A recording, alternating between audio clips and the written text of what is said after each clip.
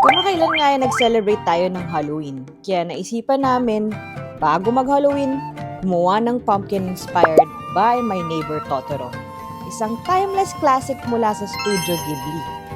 Ang pelikulang My Neighbor Totoro ay unang ipinalabas noong 1988 sa Japan, gawa ni Hayao Miyazaki.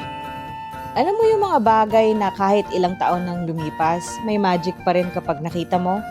Ganun si Totoro.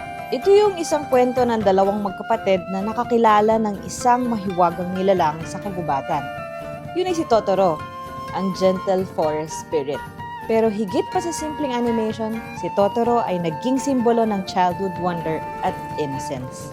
Maraming lumaki sa kanya at kahit bagong henerasyon ngayon, nadadala pa rin sa kaniyang charm.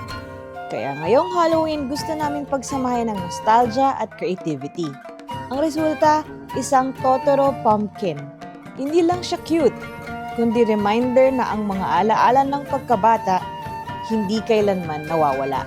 Kung nagustuhan niyo to, make sure to follow o subscribe Information Wizard para sa marami pang videos tungkol sa pagbabalik sa ating kabataan.